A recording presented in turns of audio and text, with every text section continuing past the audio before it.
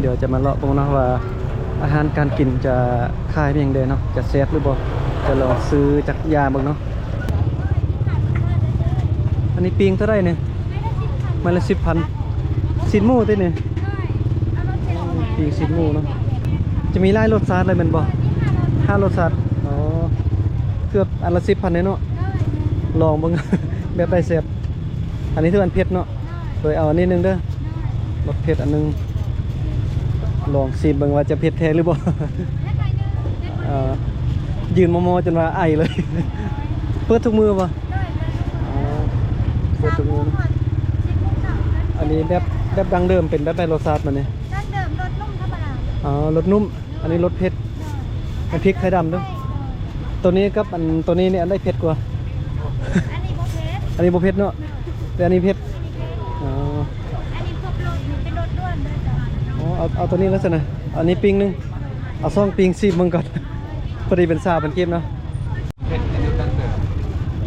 นี่มันปิ้งซิมูนะบาลังซื้อซ่องปิ้งแล้วก็ซื้อซ่องรสเนาะเอารสเผ็ดแล้วก็รสแบบครบรสเลยมาลองซิมว่าจะเป็นยังไงแต่ว่าเห็นมีคนมาหุ้มซื้อไล่เด้อยู่หานเราเนี่ยน่าจะแซ่บอยู่เนาะ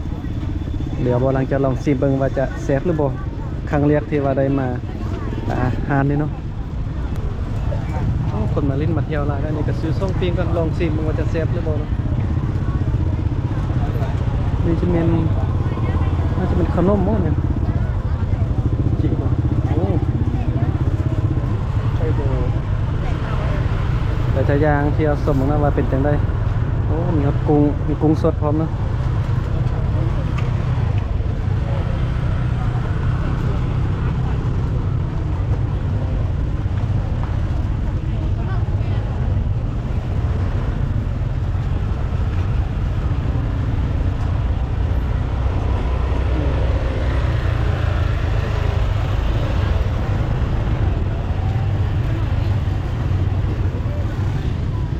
กับคล้ายคืออยู่ตลาดซีห้อมเราจะว่าอยู่นี่คนจะน้อยกว่า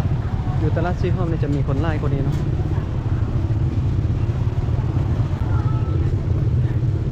เดี๋ยวยางมาเบิ้งทางด้านนี้เลยนะโอ้จะมีปลาทูได้ข้าเจ้าข้าอยู่นี่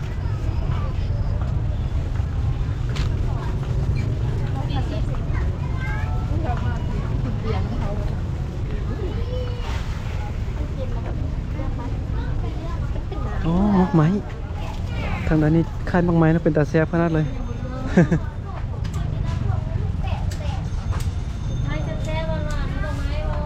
ใครที่มักประเภทตำเนาะตำเครื่องทะเลตำปูตำกุ้งสดทางด้านนี้เลยเบาลังก็เป็นคนหนึ่งที่ว่ามักกินตำกุ้งสดเนาะ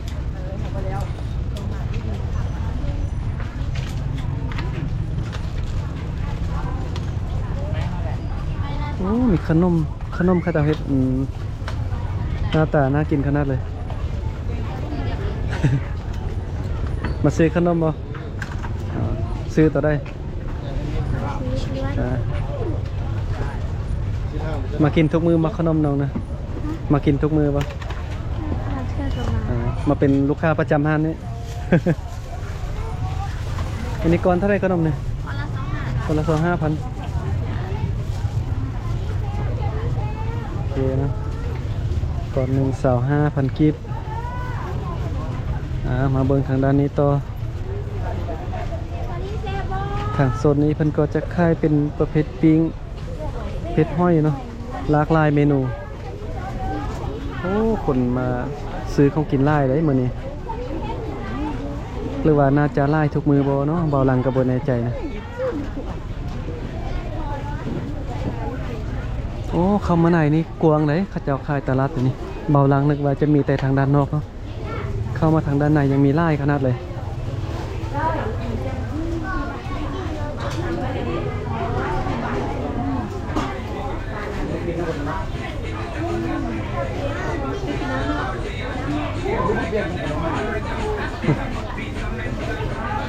โอ้เครื่องทะเลไล่นะทางด้านนี้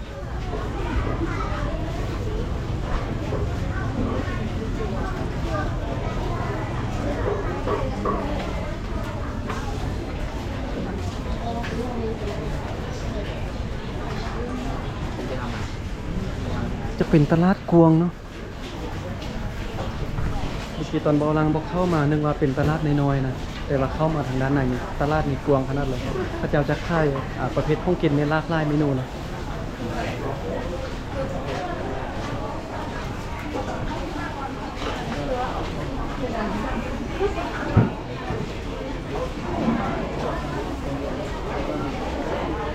อ๋อทางด้านในนี่ก็จะเป็นอาหารพื้นบ้านเราเนาะเดี๋ยวจะพาไปเบิ่ง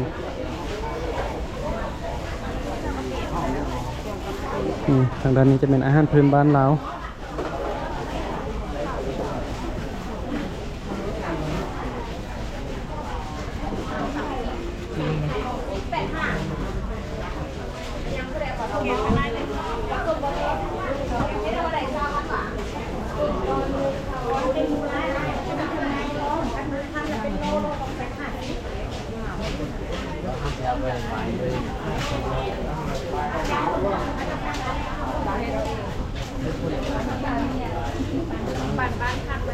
ชมบรรยากาศปันคือกับลิ้นบุญเลยคนมาซื้อบักอะไร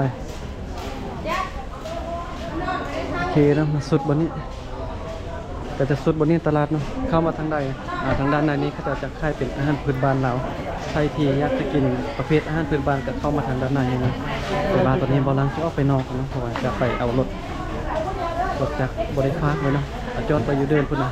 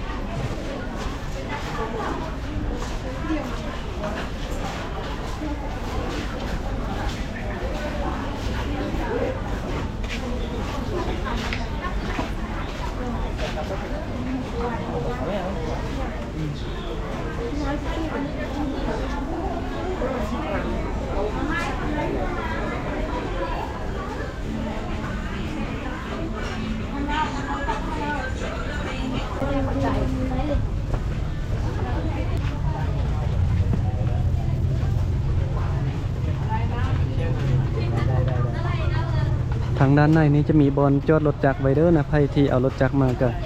เอามาจอดไว้ทางในน่าจะปลอดภัยกว่าแต่ว่ารถของบอลังบอได้เอามาพากไว้เอาจอดไว้นอกเนาะเดี๋ยวตอนนี้จะไปเอารถจะดีกว่ายานรถเสียเลย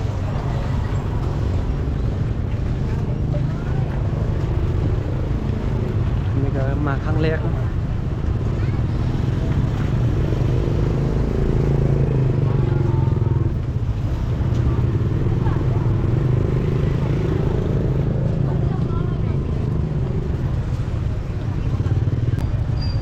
เบิ่งบอลจอดรถเนาะบนนี้จะเป็นทางเข้าให้ที่เอารถมาก็เอามาเข้าทางด้านนี้เด้อเอามาฝากมาจอดไปทางด้านในจะปลอดภัยกว่าเนาะ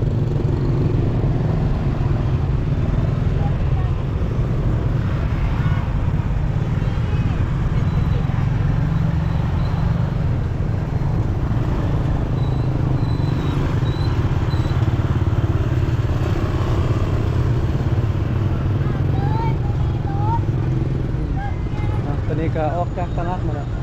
บ้านลังก็มาเป็นครั้งแรกเนาะมาตลาดเนี่ยนะบุคิดว่าจะมีตลาดนี้แผนการผมคิดวันนี้บ้านลังว่าจะม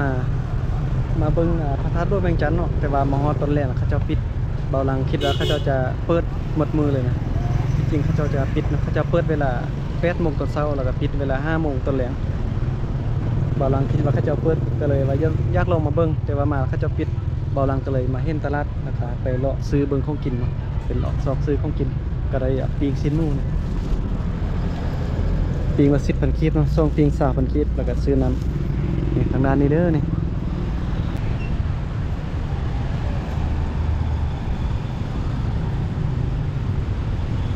บุญวายขนาดเนาะเบิ่งการขับขี่รถการใส่รถใส่ถนนอยู่เวียงอยู่นครหลวงเวียงจันทน์อยู่ในเมืองใหญ่เนาะบุญวายขนาดเบาลังเคยขี่รถแต่อยู่ดงอยู่ดอย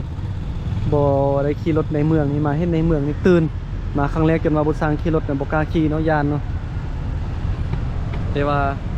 มาอยู่ได้ประมาณ10ไปมื้อก็เริ่มขี่รถอยู่ในเมืองได้แล้ว เคนะวันนี้ก็ขอบใจพ่อแม่พี่น้องที่เข้ามาเบิ่งมาชมตั้งแต่ต้นจนจบคลิปเลยแต่ว่าตอนนี้บ่ลังก็ขออนุญาตจบคลิปเพียงเท่านี้ก่อนเนาะเดี๋ยวจะเอารถแล้วก็จะกลับที่พักกลับห้องนอนเนาะเดี๋ยวคลิปต่อไปเบาลังจะพาไปเที่ยวไส้อยู่แถวใดของนครหลวงเวียงจันทน์ก็มีแต่รอท่าติดตามเบิ่งคลิปต่อไปของเบาลังเนาะว่าจะไปถ่ายคลิปอยู่แถวใดนะ